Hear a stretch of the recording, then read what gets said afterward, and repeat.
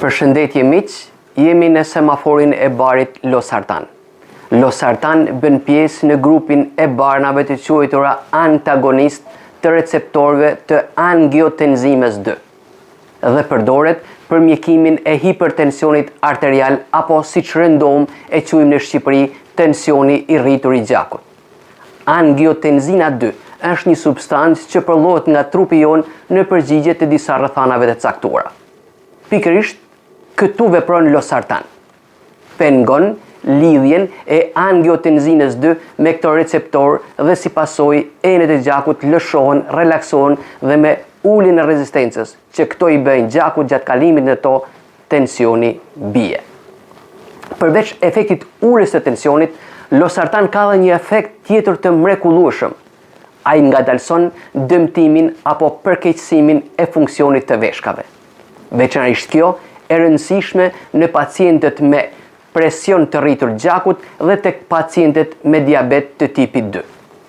Losartan me anë të efektit uljes të tensionit ul edhe presionin me cilin gjaku shkon në veshka, i cili kur është i rritur është shkaktari kryesor i dëmtimit të njësive të vogla të veshkave të quajtura glomerula. Pikërisht në këto njësi kryhet funksioni kryesor i veshkave që është filtrimi i gjakut. Përveç kësaj, Losartan ul edhe protein urin, që është tretja apo largimi i proteinave nëpërmjet urinës. Losartan përdoret kryesisht për trajtimin e hipertensionit arterial. Për këtë qëllim, Losartan mund të përdoret në të rriturit, të rinjt dhe fëmijët 6 deri në 18 vjeç kur vuajnë nga sëmundje e tillë. Losartan fillon të veprojë mbas një ore nga administrimi i tij, ndërsa për të arritur efektin e plotë të tij nevojiten 3 deri në 6 javë. Losartan është emri i përbashkët ndërkombëtar i këtij bari, me cilin njihet në gjithë botën. Ndërsa si emra tregtar mund të përmendim Lorista ose Kozar. Losartan është patentuar në vitin 1986 dhe aprovuar për përdorim mjekësor në vitin 1995 fillimisht në Shtetet e Bashkuara të Amerikës. Bën pjesë në listën e barnave esenciale të Organizatës Botërore të Shëndetësisë. Efektet anësore të Losartan, cilat janë? Ndonse Losartan është një bar që tolerohet mirë, si çdo bar, edhe gjatë përdorimit të tij mund të shfaqen efektet anësore. Ndërto më të shpeshta janë marramendja apo njësia të fitit. Ky efekt anësor shfaqet kryesisht në fillim të mjekimit. Dhe me kohën duket sikur trupi dhe organizmi i njeriu mësohet me të apo ambientohet me të dhe me kalimin e kohës bëhet më pak shqetësues. Një efekt tjetër anësor që vërehet kur merret Losartan dhe fillimisht në fillim të mjekimit është tek të moshuarit mbi 65 vjeç. Jashtë quajturi hipotensioni ortostatik. E sqaruar është rënja e madhe apo luhatja e madhe e tensionit kur ngrihemi shpejt nga pozicioni ndenjur në këmbë apo nga shtrirë në këmbë. Kjo shoqërohet me marrje të menç të theksuar dhe humbje ekuilibri, gjë që mund të sjellë edhe rrezimin apo përplasjen e pacientit, me pasoja që mund t'i merrni me mend. Efekt tjetër anësor i Losartan është hiperkalemia, pra rritja e kaliumit në gjak në vlera më të larta se zakonisht. Kur kjo ndodh, mund të shoqërohet me lodhje, dobësi muskulare, rrahje të çrregullta të zemrës. Për këtë, gjatë mjekimit me Losartan periodikisht duhet të maten nivelet e kaliumit në gjak. Kur dhe sa shpesh përcaktohet nga mjeku juaj. Efekte anësore të tjera janë dhimbje koke, lodhje apo ndjenjë dobësie, simptoma si të gripit, bllokim hundësh, kohë dhe lehtë e të tjerë. Kalojmë tek informacioni i ngjyrosur me ngjyrat e semaforit për këtë bar, i quajtur semafori i barit Losartan ose Lorista. E kuqe për Losartan, që do të thotë nuk duhet të përdoret apo ndërprer menjëherë nëse shfaqet, është rasti kur jeni alergjik ndaj losartan, apo ndonjë prej lëndëve ndihmëse që përdoren për përgatitjen e tabletës së tij. Nëse keni përdorur ndonjëherë losartan dhe keni patur reakcion, e njëjta gjë mund t'ju ndodhë sërish. Nëse ju shfaqen shenjat e alergjisë, ndërpre menjëherë losartan dhe kërko ndihmë mjekësore. Alergjia mund të shfaqet me shenja dhe në forma të ndryshme. Më të shpeshta dhe më të zakonshme janë ejtje në fytyrë, përfshi buzët dhe fytin, vështirësi në frymëmarrje, skuqje dhe acarim në lëkurë. E kuqe për losartan, që do thotë nuk duhet të përdoret ose ndërpre menjëherë nëse shfaqet, është rasti kur vuani nga dëmtime të rënda të mëlçisë. Dëmtimet e rënda të mëlçisë përcaktohen nga mjeku me vizitë dhe analiza specifike. Ju duhet ta keni këtë informacion, por duhet të qëndroni të qetë, pasi kujdesin e bën mjeku.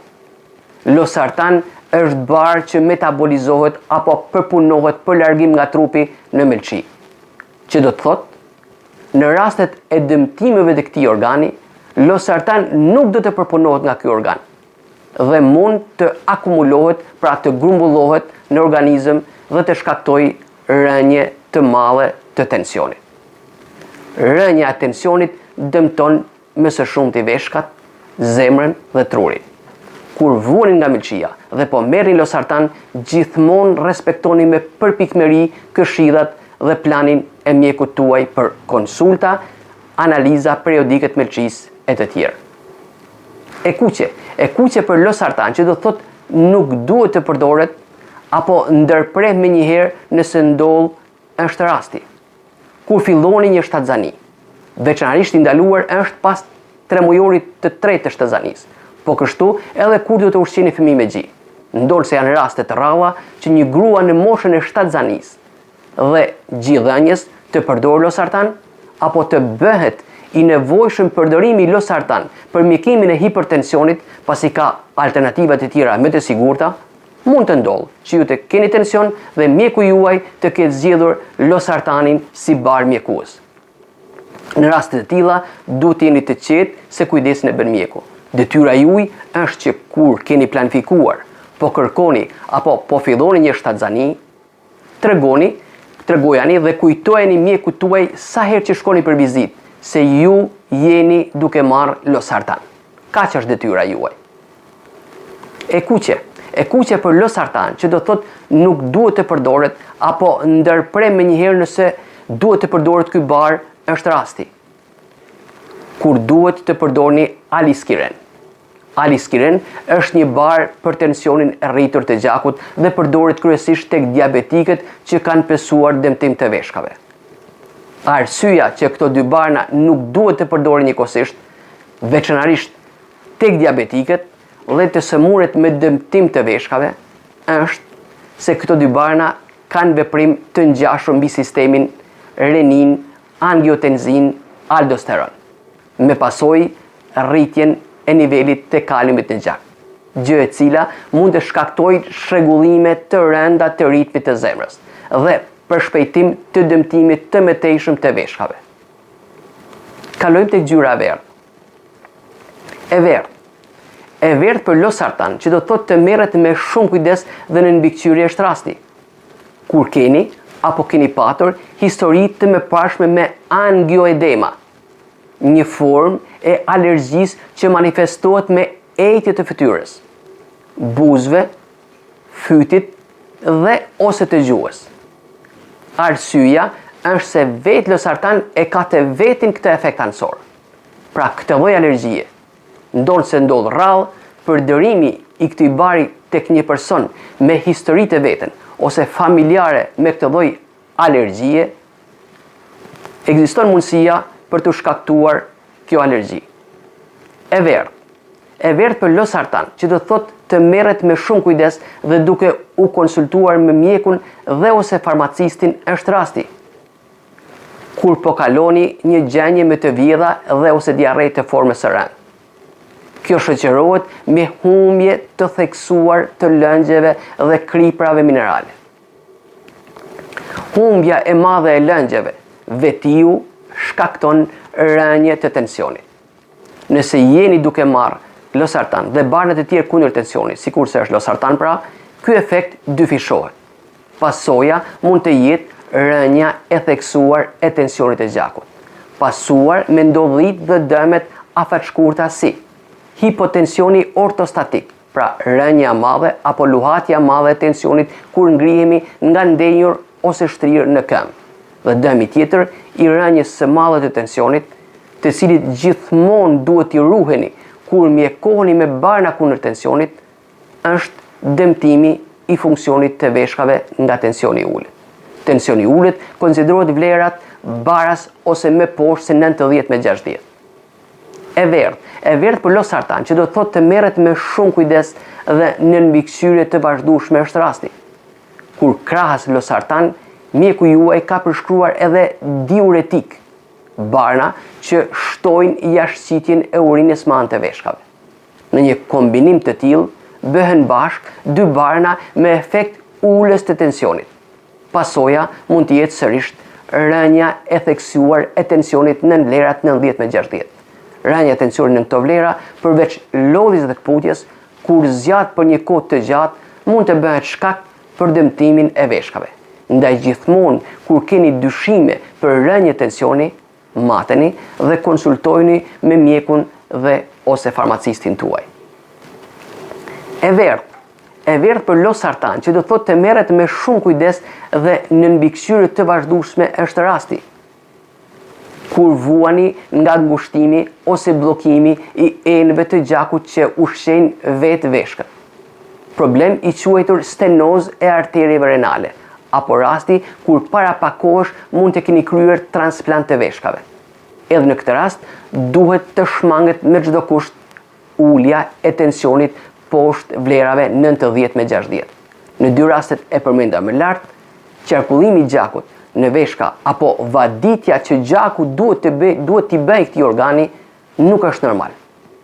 Nëse këtij mos furnizimi të mirë me gjak i shtojmë edhe një tension të ulët të shkaktuar nga një mjekim ose bar antitension, si losartani në rastin ton, mund të shtojmë mundësinë për dëmtime të veshkave. Tek personat me ngushtim të arteries renale ose tek veshkës të transplantuar duhet ky kujdes. Ndaj, monitoro vlerat e tensionit dhe konsultoju vazhdimisht me mjekun dhe ose farmacistin tuaj.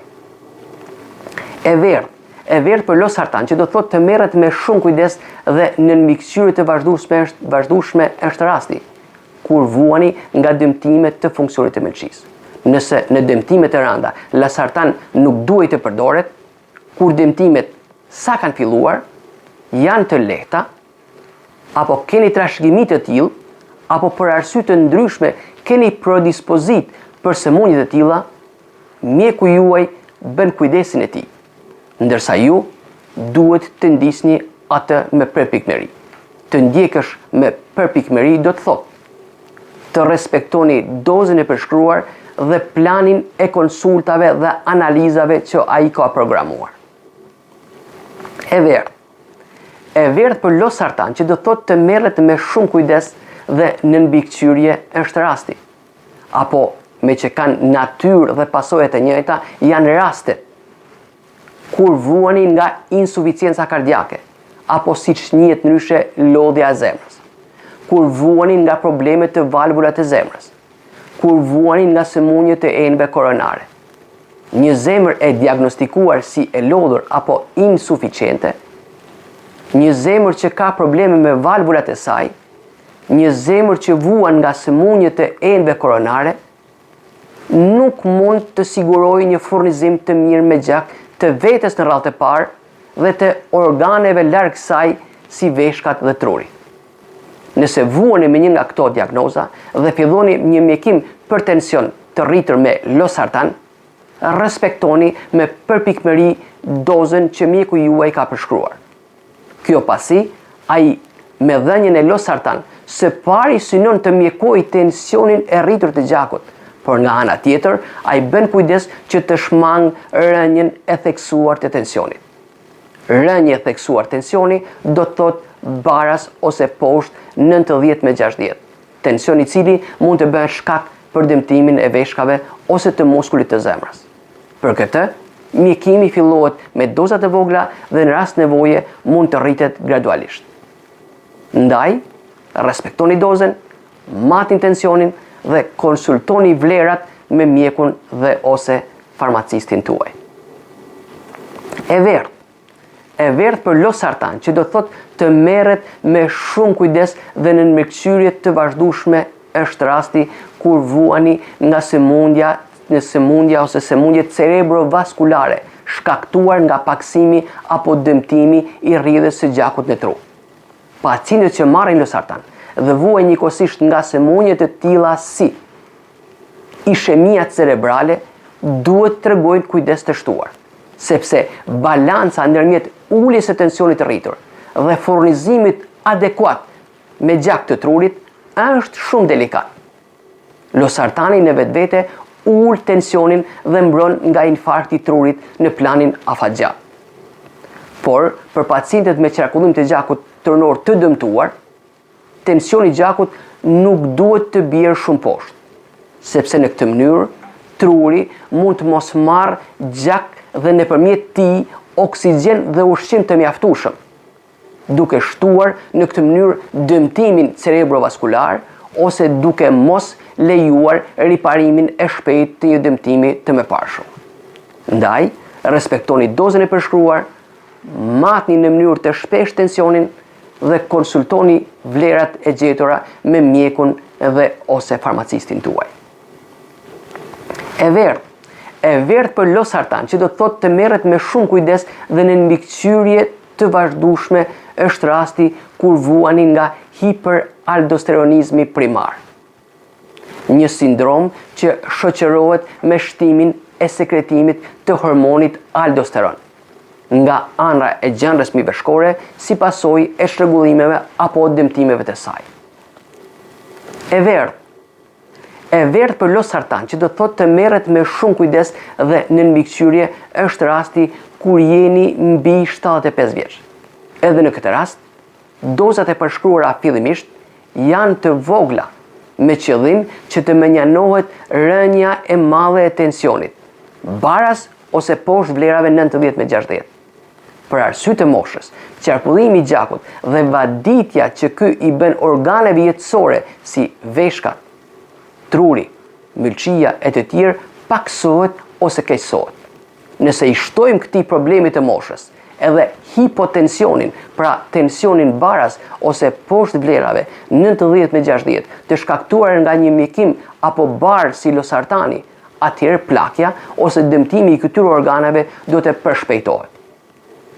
Kjo grup mosh duhet të bëjnë kujdes të madh kur ndrojnë pozicion, nga ndenjur në këmbë apo nga shtrirë në këmbë. Kjo pasi ekziston mundësia që të bien, të rrëzohen, të dëmtohen apo të thyejnë ndonjë gjymtyr. Ndaj, respektoni dozën, matni shpesh tensionin dhe konsultoni vlerat me mjekun dhe ose farmacistin tuaj. E verdh për losartanin, që do të thotë të merret me shumë kujdes, është rasti kur jeni intolerant ndaj ndonjë nga sheqernat. Nëse jeni intolerant, këtë duhet t'ia bëni me dije mjekut dhe ose farmacistit. Pasi, disa formulimet e disa firmave që prodhojnë losartan mund të përmbajnë laktozë ose sheqerna të tjera si lëndimse. E verdh për losartan, që do të thotë të merret me shumë kujdes, është rasti kur drejtoni makinë ose makineri. Ndonso losartan nuk pritet të ndikojë direkt në aftësitë tuaja për të drejtuar makinë ose një makineri, si një barë që ul tensionin, mund të shkaktojë marrje mensh ose përgjumje. Ndaj, si me çdo barë që përdoret për uljen e tensionit, duhet kujdes dhe veçanërisht në fillim të mjekimit. Kujdes do të thotë të mos esni me shpejtësi të madhe. Dhe nëse ju shfaqet marramendja apo përgjumja gjatë udhëtimit, që vjen zakonisht 2-3 orë mbas marrjes së dozës losartan, ndaloni makinën dhe pushoni një gjysore. E verdh për losartan, që do të thotë të merret me shumë kujdes dhe në mbikëqyrje është rasti, kur losartan duhet të merret njëkohësisht me barna që ndërveprojnë me losartan. Nga këto kombinime mund të kemi këto variant pasoja. 1. Të shtohet efekti ulës së tensionit. 2. Të dobësohet efekti ulës së tensionit, ose e thanë ndryshe, të dështoj efekti mjekues i tij. Variant tjetër i ndërveprimi është shtimi i efekteve anësore të losartan. I marrim me radhë.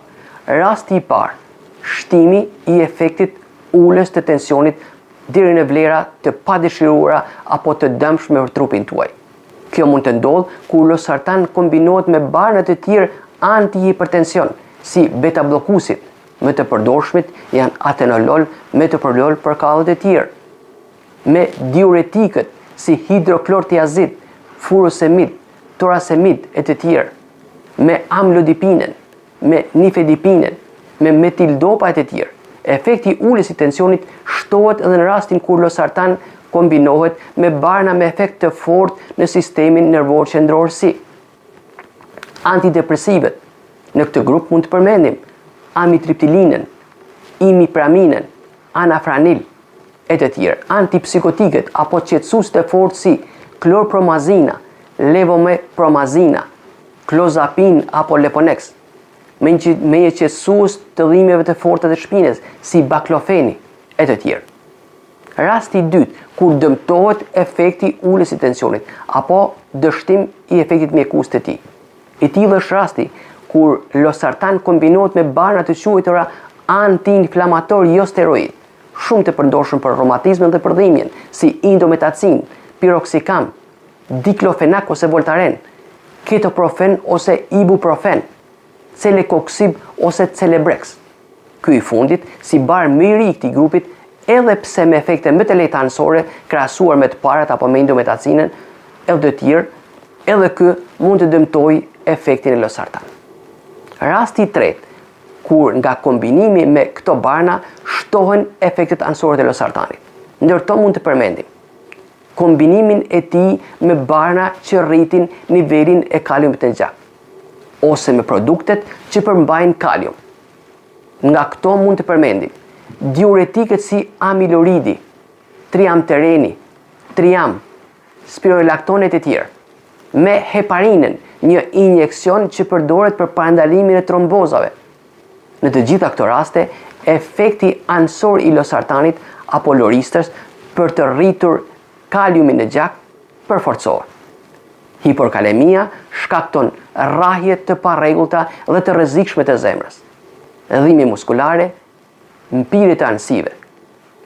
Efekt tjetër anësor i dëmtimit të veshkave që mund të vijë nga shkaktimi i hipotensionit prej losartan mund të shtohet nëse ky kombinohet me barna antiinflamator steroid, që e përmendëm më lart edhe si dëmtues të efektit ulës të tensionit si indometacina, piroxicami, voltareni apo diklofenak e emër tjetër, ketoprofen apo ibuprofen. Ndaj kur është e mundur, përdorimi i njëkohshëm i këtyre barnave duhet të shmanget.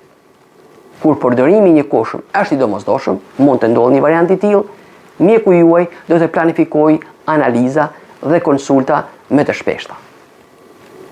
E verdh për losartan është rasti kur harroni të merrni dozën e një vakti këtij bari. Në një rast të tillë, pra të supozuar, lërini dozën e harruar dhe merrni dozën e rrallës si zakonisht. Asnjëherë mos dyfishoni dozën për të kompensuar dozën e harruar. E verdh për losartan është edhe doza dhe dozimi. Losartan është barë me recetë, ndaj doza përcaktohet nga mjeku në varësi të diagnozës dhe ose diagnozave të tjera nëse keni, vlerave të tensionit, moshës tuaj, të barnave të tjera që ju po merrni, të tolerancës që ju do të tregoni gjatë mjekimit me këtë barë. Ju vetëm duhet të respektoni atë. Doza fillestare e zakonshme është 50 mg, që do të thotë një tablet në ditë. Ndërsa, tek të moshuarit, pacientët me funksion të dëmtuar të veshkave ose tension të ulët mund të fillohet me 25 mg në ditë, që do thot një gjysmë tabletën në ditë. Doza maksimale që mjeku juaj mund të përshkruaj është 100 mg ose 2 tableta në ditë. Me shumë se kaq, nuk ka dozë mjekuese. Përveç rastit kur doza është 100 mg në ditë, pra dhe mund të ndahet në 2 vakte, mëngjes dhe darkë, për dozat 50 mg dhe 25 mg në ditë nuk është nevoja e ndarjes së dozës në 2 vakte. Pra merret vetëm një herë në ditë. Dhe nëse nuk keni ose nuk jeni këshilluar ndryshe nga mjeku dhe ose farmacisti juaj për arsye specifike, losartan këshillohet të merret me një marrje dhe ky vakt rekomandohet të jetë mëngjesi, mundësisht në të njëjtin orar. Kjo për të ruajtur një nivel të qëndrueshëm të barit në trupin tuaj. Ka raste që gjatë mjekimit për pak ditë, asnjëherë për shumë ditë, mund të lindë nevoja që të ulni dozën, apo ta ndërprisni fare barin losartan. Kjo ndodh kur për arsye të një shkaku shtesë, tensioni juaj bija baraz ose me poshtë pas 90/60. Ky rast mund të ndodhi kur po kaloni një gjendje me heqje barku, me të vjedha, hemoragji të mëdha, djersitje të madhe apo mos ushqyrje të zakonshme për disa ditë me radhë. Më e mira në këto raste është përgjysmimi i dozës dhe jo ndërprerja e menjëhershme. Por duhet thënë se ka raste që mund të nevojitet edhe ndërprerja e menjëhershme. Jeshile për losartan, që do thot jeni duke përdorur korrekt është rasti. Kur losartan është marrë me vizitë dhe ju po ndisni me korrektësi dozën dhe kohën e marrjes. Kur po monitoroni rregullisht vlerat e tensionit.